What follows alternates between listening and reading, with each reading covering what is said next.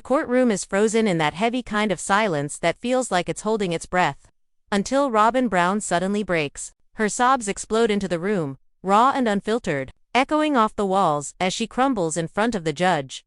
Across from her, Aurora sits stiff and trembling, one hand gripping her own stomach like she's physically holding herself together. And then there's Kody, refusing to look at anyone, eyes glued to the floor as if making eye contact might shatter whatever illusion he's been clinging to.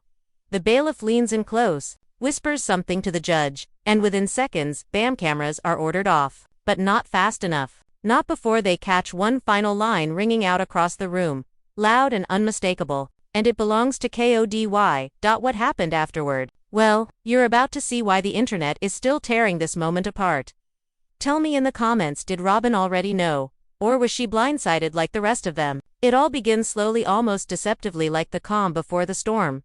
Heavy courtroom doors drag open, and the low hum of exhausted murmurs fills the space. Janelle walks in first, followed by her attorney. The color has been drained from her face. All emotion has been stripped away, but her jaw is clenched in stone. She looks like a woman who has been pushed past her limit, and is finally ready to stop absorbing the hits.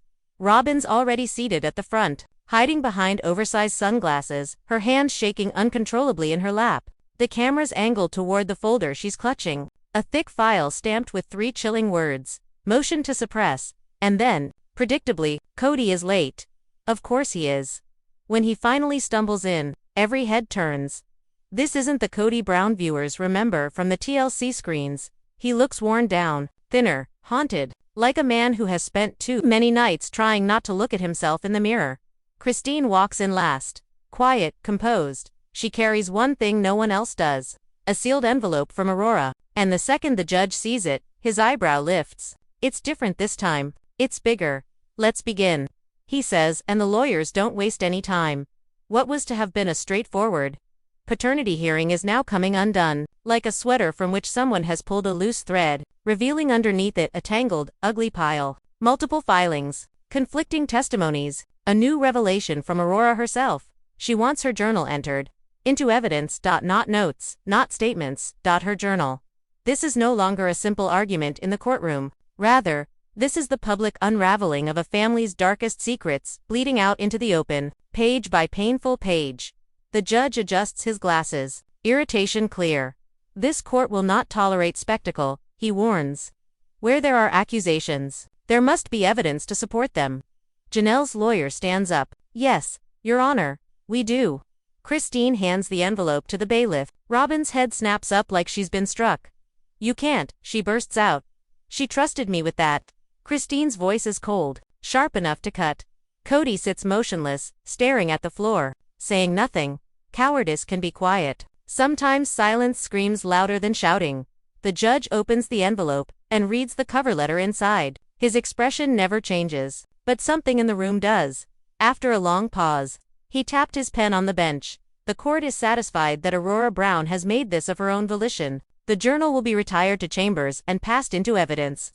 Robyn exhales forcefully enough to nearly tip forward. Her lawyer reaches for her hand, but she jerks away. I never wanted it to get this far, she whispers. But want doesn't matter anymore. What's done is inked in fear, sealed in silence, and now finally being dragged into daylight. The tension thickens when the prosecution displays the next piece of evidence: screenshots, frantic text messages. Aurora, messaging Robyn at 2:14 in the morning. One message fills the room with gasps. He said we were bonded, that it was sacred. Christine looks away, her jaw tight. Janelle closes her eyes like she's praying for strength, and Mary, who was standing in the back, covered her mouth. Robyn jumps to her feet. That was taken out of context. She was confused, she didn't me. The judge cuts her off. Mrs. Brown, sit down. For the first time, Kody whispers something to his attorney. Whatever he says, it wipes the confidence off his own face. Now he looks scared, truly scared. What about the silence between Kody and Robyn? It's louder than any testimony we have heard up until now. It's the sound of two people realizing the story they've told for years is crumbling fast. The next evidence to be allowed by the judge is a voicemail. Aurora's voice, trembling following a late-night conversation with Robyn.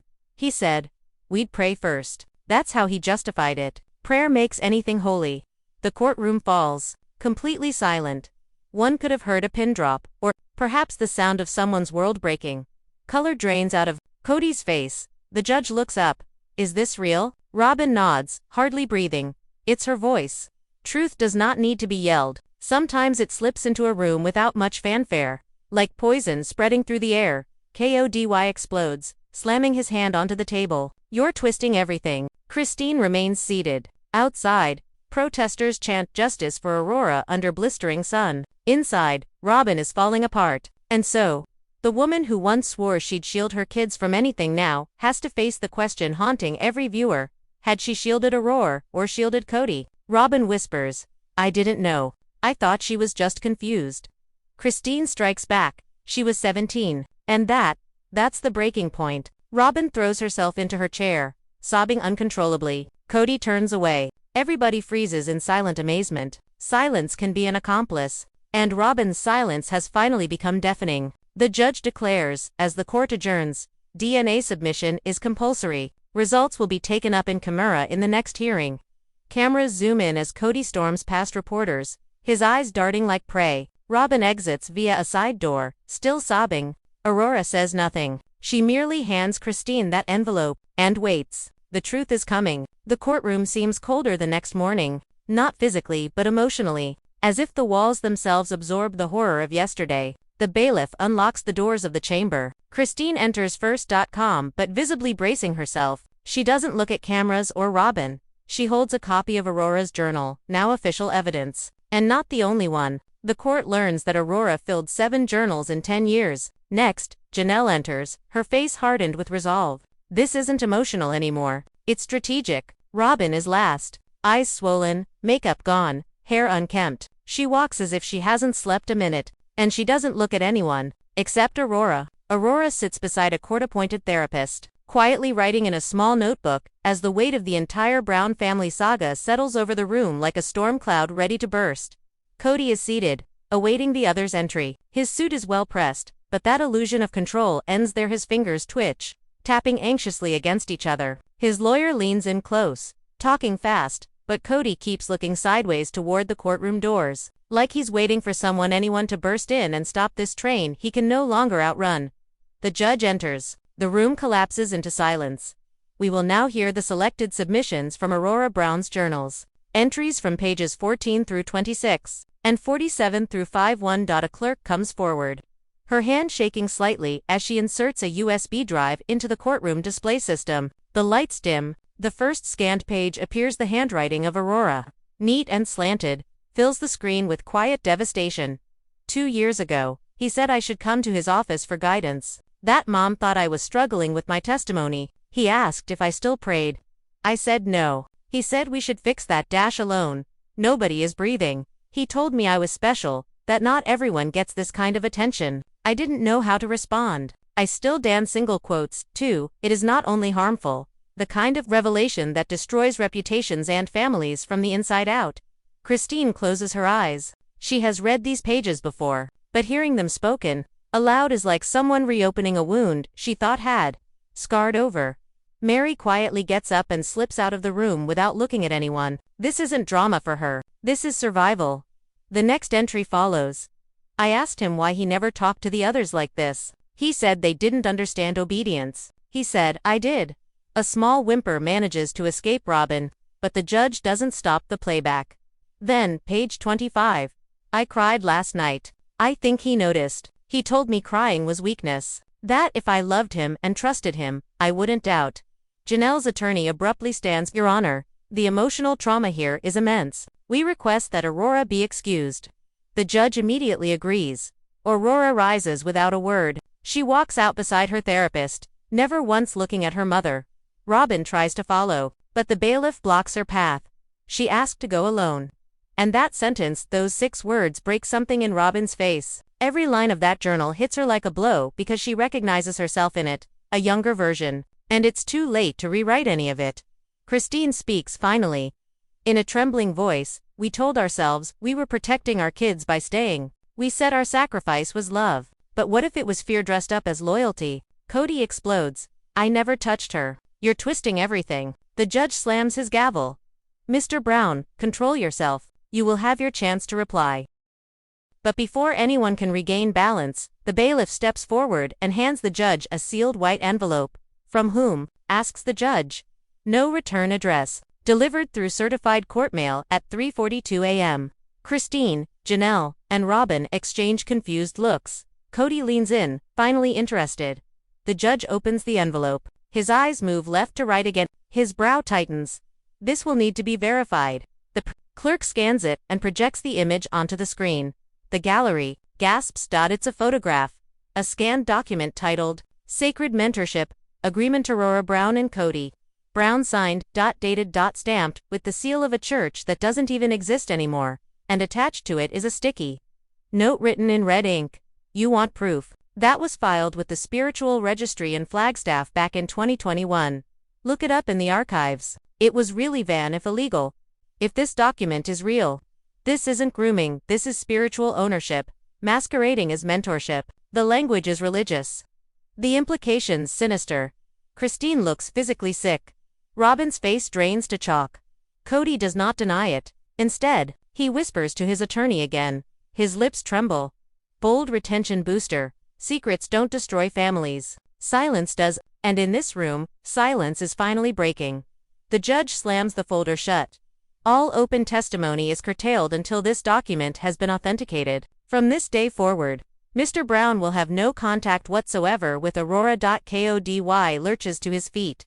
I want to testify now. You will sit. The judge orders sharply. Your DNA test results have arrived, but they will not be released until this document is authenticated. Janelle leans toward Robyn, her tone a dangerous whisper. You said you didn't know. Robyn sways where she stands. I didn't. I swear. I thought it was just spiritual counseling. I thought she was safe. Christine shoots back. You thought a lot of things. None of them were right. The worst betrayal isn't a lie. It's when someone convinces themselves that their silence is protection. Outside, reporters swarm, shouting questions. Sacred mentorship trends nationwide. Screenshots of the journal rip through the internet. TLC releases a statement in distancing itself within hours, but inside the Brown circle. This isn't PR. It's personal. That night, Robyn goes silent. No tears, no statements, just one quiet phone call from her hotel room to a lawyer in Utah, one specialized in family immunity agreements. Across town, Christine opens another journal. Page 1, the court hasn't seen in the dim stillness of her rental home. Page 67. He told me never to tell the others, that they'd ruin us, that this was between us and God. But now I know what God really sounds like, and it's Mom crying in the hallway. Christine wipes her eyes. She finally realizes, this isn't just Aurora's story, it's the story of them all. How much they overlooked, how much they justified, and how much they let grow in the dark. And if that mentorship contract is real, someone didn't just know, someone helped hide it. Bold retention booster. The Brown family didn't just fall apart, they helped tear each other down, one secret at a time. The courthouse seems cursed the next morning. Tension doesn't hover, it anchors to every surface. The bailiff walks like he's afraid the floor might crack under the weight of everything that's been said. A court runner bustles in carrying a manila folder labeled, Flagstaff Spiritual Registry Archives Verified. The unsealed envelope is placed directly onto the judge's desk. The judge reads, with every line, his lips pressed tighter. This court has received confirmation from the Flagstaff Archive Center that, in its original form, there does indeed exist a sacred mentorship agreement introduced before the court yesterday, dated 2021. Filed under Private Religious Council records. Janelle gasps. Christine stares at the floor. Mary closes her eyes. Robyn clutches her chest, as if her heart is caving in on itself. Kody's attorney raises a hand. Your Honor, this document has no legal standing under state or federal law. Correct, the judge says sharply, but its moral and psychological weight will be considered especially against the sealed DNA results. This wasn't misguided spiritual advice. This was a system designed to shield predators behind scripture. Kody slams the table. I never called it mentorship. I was counseling her. Robyn made that church filing. Robyn freezes. Her head slowly turns toward him, and the instant their eyes meet, the truth shifts again. The courtroom is silent when Christine finally speaks in a slow, steady, shaking voice. I never filed anything, she says. I didn't even know that form existed. The room erupts, gasps, whispers, hands over mouths. The judge brings the gavel down so hard it can be heard like a gunshot, insisting on silence. The damage is done. However, the cracks aren't just in the Brown family anymore. They're in the entire cover-up-then-movement. A courthouse. Staffer approaches the bench again, another envelope. This one is gray, small, and terrifyingly anonymous. No postage, no return address, no explanation. The judge peels it open, like it might explode, scans the paper, and lifts one eyebrow. He reads out loud. She gave it to me. I never turned it in. It's not part of the set. She told me to keep it hidden, in case something happened. No signature, but the handwriting is unmistakable. Christine lunges forward, snatching the envelope from the clerk before anyone can even blink. Her breath stutters. It's Truly's, she whispers. This is her writing. Shock ripples through the courtroom. Christine looks up at the judge, voice cracking. I didn't know she had another one. I swear to God didn't know. The judge nods solemnly. Then we will recover this journal immediately. Because secrets placed in the hands of children often hold the darkest truth of all. Truths they were never meant to carry. Reporters scream into cameras. Hashtags explode across the world. Protesters chant Aurora's name like a war cry. Some held signs reading, Kody Brown is not a prophet. A court intern spots them and documents from behind a pillar. You know I didn't do this. Kody hisses. You have to tell your mother. You have to tell everyone. This is revenge. Christine is using Aurora to destroy me. Peden shakes his head slowly. You think this is revenge? You should have been stopped years ago. I never touched her. Kody snaps. Maybe not the way you're thinking, Peden says.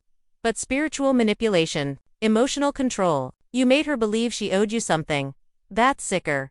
Because Kody Brown wasn't fighting evidence. He was fighting the version of himself that was reflected back through his children, a version he couldn't control. That night, the silence in Christine's hotel room is broken by a soft knock. It's Truly, eyes red, clutching a faded pink notebook that looks like it survived a fire. I didn't know when to give it to anyone, she says quietly. But she told me, if things get worse, this is the one they'll need. Christine takes the journal with shaking hands. 10 pages that feel heavier than any of the previous 7 journals put together. This is where I wrote the things I wasn't allowed to write. About the night Mom left for Utah. About what he said. About the night I locked myself in the bathroom. Christine slams it shut, trembling. God, help us, she whispers. Morning, Robyn is nowhere to be seen. The clerk of the court reads a statement. Mrs. Brown has been hospitalized, stress-induced, collapse, sedated, unconscious, unable to attend. The judge just nods. The hearing proceeds. Christine submits the final journal. All eyes turn to Kody. His hands shake. His tongue touches his teeth, but he says nothing. The judge leans forward. Mr. Brown, are you ready to hear the DNA results? Kody blinks. Christine mutters under her breath, liar. The bailiff hands the folder over. The judge opens it. Per genetic testing, there is 0.00% probability that Kody Brown is the biological father of Aurora Brown's unborn child. The entire courtroom exhales in a single, stunned breath. Janelle gasps. Christine slumps back in her chair. Mary whispers, then why? Why all of this? But the judge raises a hand. I'm not finished. He lifts another page. However, further analysis detects additional familial genetic markers. Indicators that the child may still share paternal connection with the Brown lineage. Silence. Frozen. Christine stands. What does that mean? The judge looks grim. We need additional testing. The court now requests a genetic comparison with Dayton Brown. The truth had spared one, monsternly to reveal another in the shadows. The next hearing is unlike anything the courthouse has seen. Not complete. Packed. Shoulder-to-shoulder reporters. Activists. Even for people who once swore they'd never come back. Dayton Brown enters quietly, taller, heavier, hoodie pulled low. He avoids Aurora's eyes. Aurora sits with 2 therapists and her guardian. She's writing again in a new notebook. The same sentence. Over and over. We are here to determine the extent of familial DNA overlap regarding Aurora's unborn child. Mr. Dayton Brown has given a sample, voluntarily. The results are sealed.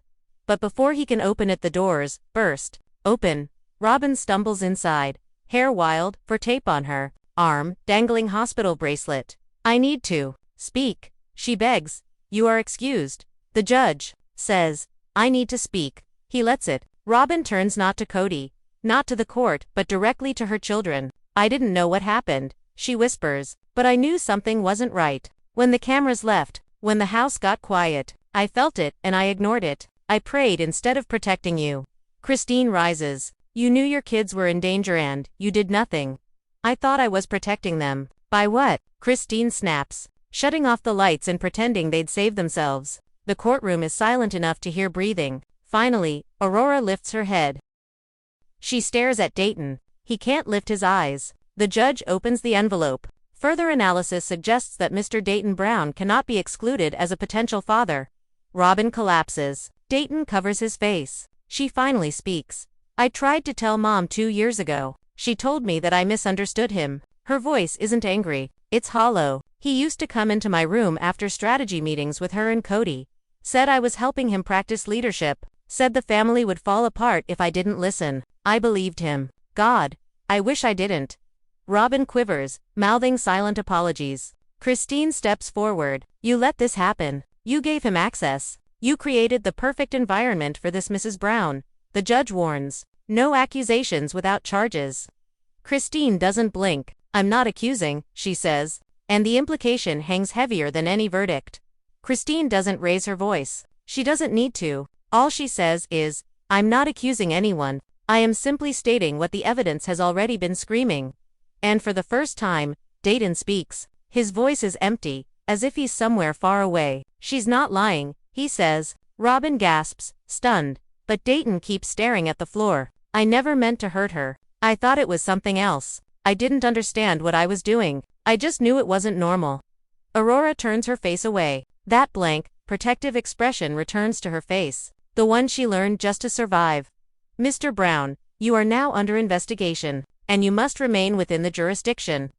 Kody slams his hand on the table. This is insane. You're turning this into a witch hunt against our family. The judge bangs his gavel and warns him to keep quiet or leave the courtroom. It was loyalty that built Kody's world, but with every truth he tried to suppress, it has come toppling down. Outside, the media already has the leak. Aurora's 8th journal is online, scanned pages, shaky handwriting, and the heartbreaking sentence she wrote repeatedly, if no one hears me, maybe they'll read me. Christine shields Aurora from cameras as she hustles her into a waiting vehicle. Inside the courthouse, Robyn doesn't budge. She's frozen, empty. Mary sits beside her and says in a hushed tone, I begged you to leave years ago. You said staying would protect the family. Well, it's ruined now. And you stayed. You let it burn. Robyn conceals her face with her hands. The judge closes the session, ordering the hearing to reconvene in 48 hours. Charges will be reviewed, protective orders will be enforced, and Aurora will not have to testify again. In the car, Aurora watches the courthouse fade in the mirror. It's not over, she whispers. Christine squeezes her hand. No, sweetheart, it's just beginning.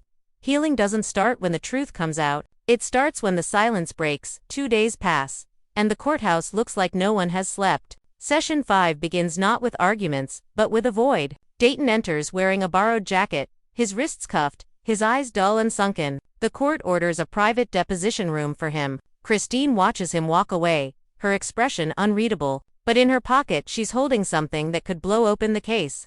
A printout of a forgotten email from Robyn's old AOL account, something she never thought anyone would find again.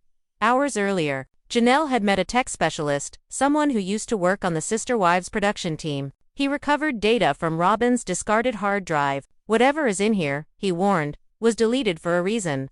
He was right. Hidden in the old files was a name no one expected, Michael Kingsley, Aurora's biological father, Robyn's ex, the man she scrubbed from every public story she ever told. The recovered email said, Michael is asking again. He wants to see Aurora. I told him it would confuse her and that Kody is the only father she knows. I need to make it permanent. If she ever turns against us, she'll go looking. I can't let that happen. It was dated October 2018. Christine doesn't immediately sit down with Robyn to confront her. First comes another storm altogether. TLC puts out an official statement that, given the severity of the allegations, including those of ongoing legal proceedings and filming safety violations, production of Sister Wives, Season 21 is indefinitely suspended. Effectively, the show is done for the time being. Inside the courthouse, a Child Protective Service representative testifies. Robyn and Kody's home is on temporary watch. Aurora is being placed under third-party guardianship. Dayton will not be allowed to contact any siblings. Christine stands up and presents Exhibit 61. An email chain that establishes Robyn knew and deliberately hid Aurora's biological paternity, which could be a contributing factor to her trauma now. Robyn tenses up as the judge examines the documents and moves to continue the case. Kody leaps to his feet again, protesting that his family and Faith are being dragged through the dirt, but the judge tells him to sit down. Christine presses on. She called Michael Kingsley. He wishes to testify. The courtroom seems to shudder at this. Even Janelle looks shocked. Robyn whispers, "You had no right." Christine shoots back quickly. "You gave up your rights the moment you told your daughter to lie to herself." The courtroom has stopped being a courtroom. It's a battleground, and only one thing is going to walk out intact: the truth. The judge agrees that Michael Kingsley may write a statement and testify remotely under protection. Outside, the crowd isn't chanting names anymore. They're chanting numbers. 8 journals. 8 journals. The leak has changed everything. The judge orders future journals sealed, but the damage is done. TLC quietly begins pulling episodes from streaming. Season 20 now carries a warning label. Executives begin discussing long-term cancellations. Inside, Robyn sits frozen, staring straight ahead. Christine approaches one last time and sets the printed email in front of her. "Do you want to read this?" she asks gently. Robyn doesn't move. Christine sets it on the table. "I'll leave it here," she says. "But it's going into the record either way." Forgiveness cannot grow in a place where the truth is still being buried. In the small interview room, away from the chaos of the courtroom, Dayton slumps over the metal table. His hands won't stop shaking. His voice is hardly above a whisper as he stammers through investigators' questioning. I didn't mean for anything to happen," he stammers. "I didn't think it was wrong at first. I thought that was how you show someone you care." The attorney across from him doesn't interrupt, doesn't reassure him, doesn't move. The silence forces Dayton forward, drowning him in the weight of his own words. He drops his gaze to the floor. "She never told me no," he mutters. "But she never said yes either. She just froze." And the room dies with that sentence. Because sometimes the most terrifying truths are those spoken in hushed tones. The judge schedules the next hearing. Christine and Janelle leave together side by side. They do not say a word. They do not try to smile, but something has shifted. Their backs are straight. Their steps are firm. It is not hope precisely. It is resolution. The kind of resolution that comes from knowing that finally, women are no longer carrying the truth alone. Across the lot, Mary drifts out last, walking by herself, lost in her own fog. And then, from the darker edge of the parking lot, a new figure emerges. Someone the Browns never expected to see standing here in the flesh. Michael Kingsley, Aurora's biological father. He isn't here for a courtroom spectacle. He's here because when a mother erases a father, the wounds don't go away. They metastasize. And they come back, years later, for answers. Inside. The courthouse is buzzing more than it has at any point during this trial. Lines of extra officers stand rigid along the walls. Reporters and camera crews pack the hallways, though none are allowed inside today. Not for this hearing. Because today, a ghost from Robyn's past has walked back into the light. Christine and Janelle say nothing, their eyes wide as they watch. Aurora stands between her therapist and her legal guardian, her eyes fixed on the front of the judge's bench. She doesn't speak. She doesn't shift in her seat, but her knee trembles, uncontrollably tiny, movements that reveal all she's trying to swallow. Robyn's gaze clings to the wooden edge of the stand, refusing even to glance at Michael. Kody leans forward, his jaw clenched as he watches the man he once publicly declared irrelevant, unworthy, absent. The judge calls the room to order. Michael is sworn in. For a moment, he just stands there, clutching a thick envelope in both hands, like even touching it burns. When he finally speaks, his voice is rough, but it doesn't shake.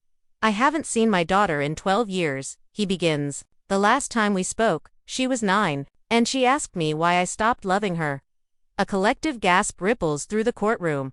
"That's what Robyn told her, that I left. That I abandoned her," he says, holding up the envelope. "But I didn't. These," he shakes the stack slightly, "are every letter I mailed, every holiday card returned without explanation, every custody request rejected, every attempt I made." Sometimes, betrayal isn't loud. Sometimes it's quiet, systematic, wrapped in the language of protection. Michael is turning slightly toward Aurora, not stepping closer, just enough so she can hear the intention behind every word. "I'm not here to reclaim anything," he says softly. "I'm here to say I'm sorry. Sorry I didn't fight harder. Sorry I didn't find another way when doors were slammed in my face. Sorry I didn't show up sooner. You deserved better than silence. Aurora's composure cracks. Her lips quiver, and then she is standing. Her voice is fragile but real-live for the first time in weeks. You didn't leave me, she says. You were taken from me. And I believed her. When she said you didn't love me. Tears spill over, and she collapses into her guardian's arms. Michael doesn't try to rush her. He just watches like a man, witnessing the truth finally cut through 12 years of fog. Christine exhales a shaky breath beside Janelle, who covers her mouth to keep from sobbing. Even Robyn breaks no defenses left. No excuses, no spiritual language to hide behind. She just cries. The judge nods solemnly and addresses Michael. Your testimony will be added to the formal record. Your request for supervised visitation will be considered once the court reaches its conclusion. Michael nods. Thanks. He steps down, steady but exhausted. Aurora doesn't look back, but for a split second, she smiles. A small, trembling smile, but a beginning. Because sometimes healing doesn't wait for justice. Sometimes it begins with the very moment the truth is spoken out loud, enough to drown out the lies that kept a child quiet. But the day isn't done. As the judge is about to adjourn, Mary stands up unexpectedly. Your Honor, she begins, in a quivering but firm voice. I'd like to make a voluntary statement. There falls a dull hush over the room. The judge allows it, and Mary walks to the center, her trembling hands holding a printed sheet. I stayed silent because I thought neutrality meant strength, but all it did was protect the wrong people, she says, her voice cracking. That makes me a coward. She hands the document to the bailiff. The judge reads it aloud. A draft email, written by Dayton. Never sent. I need help. I think I did something wrong. I think Aurora hates me. I don't know if I was supposed to stop. She cried. She didn't scream. I don't want to be evil. Please, Mom. I'm scared. The courtroom is shocked. Christine's eyes widen in horror. Janelle gasps into her hands. Robyn collapses inward, hyperventilating. Because this wasn't an accident. This wasn't confusion. This was a cry for help buried by a mother who refused to confront it. The judge slams his gavel down. Court is in recess until tomorrow. Formal criminal charges are now under review. In the hallway, TLC executives hurry into a locked conference room. They don't wave at cameras. They don't answer questions. They just shut the door behind them as whispers erupt. Cancel the show. Negotiate immediately. NDA everyone. Settle out of court. But whispers won't save them now. The truth is already outside. That evening, Aurora returns to the hotel with Christine. They sit together on the bed as Aurora reads over a line she'd written months ago in her journal. I'm not supposed to have two fathers. One forgot me. The other pretended I belonged to him. Christine puts an arm around her. You don't need either, she says softly. You have yourself. And for the first time in her life, Aurora sleeps without fear. No notebook gripped in her hands. No dread sitting upon her chest. Just hope, quiet and uncertain, but real. Night folds over Flagstaff like the end of a tragedy that no one wanted to watch. Christine lies awake, haunted by the image of Aurora crying. Unable to rest, she paces the room. The glow from her laptop stretches eerie shadows across the walls. On the desk sits Robyn's confiscated laptop seized earlier that afternoon. Investigators had made a full backup of its contents. They call it evidence. Christine calls it answers. She plugs in the USB labeled RIIF 2019 to 2022. Most folders are empty, but one catches her eye. Private greater than ologs.6 recordings, all dated. Most recent, December 2020. Christine clicks. The static fills the speakers first, then Robyn's trembling voice. Aurora's scared again. She keeps having nightmares about Dayton coming into her room. I told Kody we have to talk to him, but he says it'll destroy his confidence. Says I'm overreacting. Maybe I am. God, please tell me I'm overreacting. Christine goes quiet. Another recording autoplays. He said the footage won't air. TLC promised to cut it. They can't show Aurora crying like that. And the truth Christine sought has finally surfaced. The hotel room is dim, and Robyn's recordings play on. Her voice cracking through the speakers like a confession she never intended the world to hear. It'll ruin the family image, she whispers. They said sign another waiver and it disappears. Christine's stomach twists, because secrets always leave a trail. The tiny fingerprints on every lie. Every cover-up, every moment someone chose silence over truth. And Robyn's fingerprints were everywhere. Her hands are shaking as she copies the remaining files. One remains. The label reads, kconcall.mpp3. She clicks. Kody's voice erupts instantly. Irritated, dismissive, dripping with the arrogance he wore like a badge. You're panicking, Robyn. She's dramatic. If TLC wants drama, let them have it. Just make sure she doesn't talk about Dayton or the room thing. That's private. Christine slams the laptop shut so loudly that the sound reverberates around the room. She doesn't need to hear more. The truth is already screaming. When morning hits, the courthouse is a swarm of chaos. Already Christine has turned over the files. Emergency playback is ordered. Kody storms up the steps, yelling at the producers, rage painting his face red. You recorded me illegally. You can't use that. But inside, none of that matters. The judge approves the audio. The courtroom prepares for impact. Robyn enters, looking like her soul has already folded in on itself. Pale, hollow, bracing for the storm she knows she helped create. Her eyes meet Christine's for a brief moment, a quiet, defeated nod, a silent admission. You were right. The first audio clip plays. Robyn's own whispering confessions fill the room, projected loud enough for every person to hear what she tried to hide for years. She breaks instantly, covering her mouth, sobbing as the truth devours whatever dignity she had left. Kody freezes, his jaw locked. Aurora, her face buried in her hands. And then the moment that shatters the Brown family legacy forever. Kody's recorded voice repeats through the speakers. Just make sure she doesn't talk about Dayton. That's private. The subsequent silence is stifling. The kind that follows after a bomb has gone off. The stillness is broken by the judge's voice. These recordings establish knowledge of possible wrongdoing, and I will now have you, Mrs. Brown, under oath, describe when and how you learned about these events.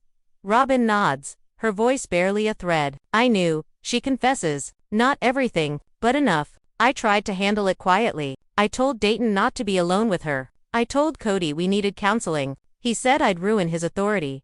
And I let it go. Christine's eyes snap shut. It is as if the entire courtroom exhales, having been holding its collective breath for years.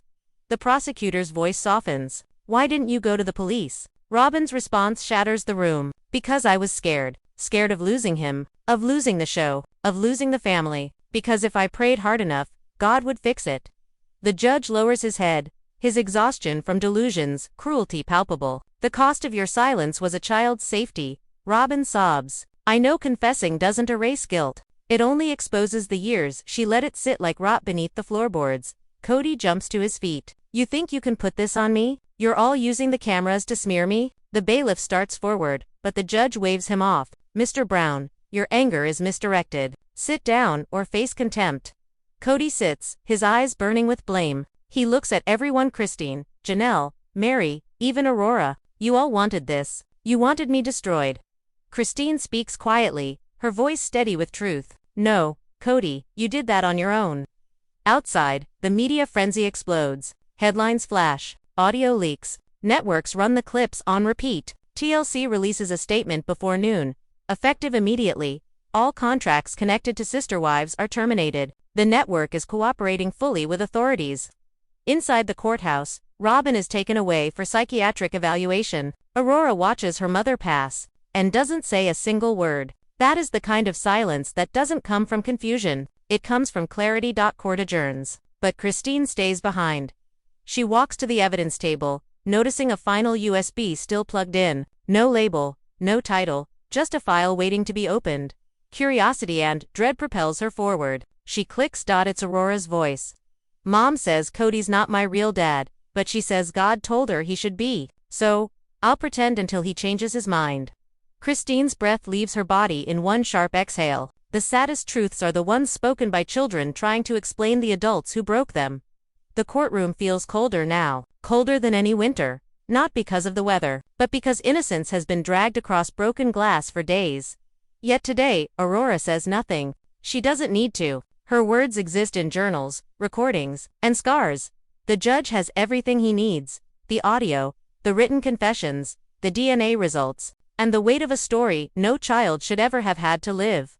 Robyn enters again through the side door wearing a gray psychiatric city sweater, hair uncombed, socks thick enough to look like restraints. She clutches a yellow envelope marked, Confession, Robyn A. Brown, sworn. Christine watches her. So does Janelle. Mary sits in the back alone, seeming for the first time to grasp the real cost of silence. The judge calls the room to order. No jury. No cameras. Just truth. A clerk reads Robyn's written confession aloud. I hid the truth because I believe obedience is protection. I thought it mattered more to keep up the show than to confront danger in my own home. I urged Aurora to befriend people she feared because I was afraid of losing control. And, most importantly, I didn't pay attention to Dayton's behavior because the truth included an admission that we weren't the perfect family we portrayed. I failed my daughter. Christine breaks, and quiet tears slip down her face, not in sympathy for Aurora, but for the years she suffered alone. The clerk goes on. I did not report the incidents. I did not stop the nighttime visits. I told Aurora to pray harder when she begged for help. That is my greatest sin.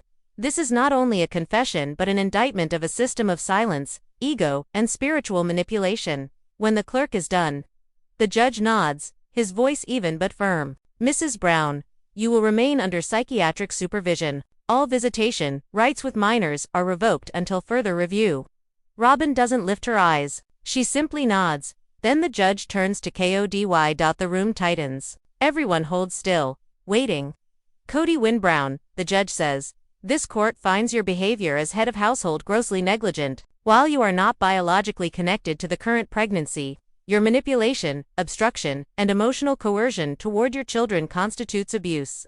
Kody scoffs. I was trying to lead. The judge shakes his head. Leadership that silences suffering is not leadership. It is tyranny dressed in scripture. He delivers the sentence. 5-year restraining order from all adult children, compulsory, psychotherapy, and a federal investigation for obstruction. Kody collapses back in his chair, suddenly small. Finally, Dayton rises alone now. No lawyer beside him. No parents shielding him. The voice of the judge softens, but the courtroom braces for what is to come. Dayton Brown, your actions will cause irreparable harm to your sister. And the reckoning continues. The words of the judge fall like a cold shadow across the courtroom. Dayton's honesty, his confession, and his cooperation will be taken into consideration when sentencing him. Until that time, he will be committed to a youth rehabilitation center for a complete psychiatric evaluation and full juvenile trial. You can see the trembling of his legs as he nods, his body barely able to hold himself upright. The weight of all he has carried finally has somewhere to go, somewhere outside of his own chest. And then, something unexpected happens. Christine rises from her seat. She isn't obligated to say anything. No one has asked her to, but the judge is sensing something in her, something heavy, and gives a slight nod for her to step forward. She approaches softly, clasping a notebook against her chest. It's Aurora's. The very last journal she wrote in. Christine opens the book to a page with a thin ribbon marker. Her voice shakes as she starts to read. I don't hate them. I only wish they loved me more than their secrets. The entire room freezes. Christine slowly raises her gaze and looks directly at Robyn, then at Kody. And in an instant, the truth can no longer be run from. This is what your child wrote, Christine says, her voice cracking. While you were out building your empire, while you were chasing control, image, and a legacy that never included her feelings. She swallows hard. She wasn't asking for fame. She wasn't asking for perfection. She was asking to be seen, to be heard, and instead, she was given scripture as a shield, excuses as comfort, and a television platform as her cage. Her hands tremble around the journal. She doesn't want revenge. Christine continues in a soft tone. She wants peace. That's why all of this is occurring, not to destroy anyone but to make sure it never repeats. With that, she gently places the journal on the judge's desk and steps back. The gesture is almost silent, but somehow louder than anything said in the entire trial, because sometimes justice doesn't slam the table or shout from podiums. Sometimes it comes as a child's lonely handwriting, whispering for anyone to finally listen. The judge dismisses the court. Kody is led out through a side door. He doesn't look back. Not once. Mary stays behind long after the room empties, frozen in place, as if finally confronting a truth she avoided for years. Robyn is taken back into custody, expression blank, eyes exhausted. As she passes Aurora, she leans in just enough to whisper, I'm sorry. Aurora doesn't respond. Instead, she will stay with Christine. Not forever, just until her world stops shaking. Christine gives her what she's always needed, a calm house, sunlight through the windows, safety without conditions, and blankets that feel like comfort instead of quiet punishments. Outside the courthouse, TLC makes an announcement. Sister Wives is cancelled. Every season is taken down. The network releases a statement that stuns the world. We failed to protect children. We will rebuild. We will never air silence again. Christine starts getting letters. Thousands of them from survivors, mothers, daughters, and from a person the world will never know. It simply reads, "Because Aurora spoke, I finally told someone. I'm safe now. Thank you." The show may be gone, but its ending is not the final chapter. What started with secrets has evolved into a legacy of strength, painful, yet powerful. Now I want to ask you, what cut deepest? Robyn's broken confession, Aurora's heart-shattering journal entries, or Christine's final stand in court? Tell me in the comments. Because this story isn't only about the Browns anymore. It's about every voice that was ever told to stay quiet, and finally refuses to.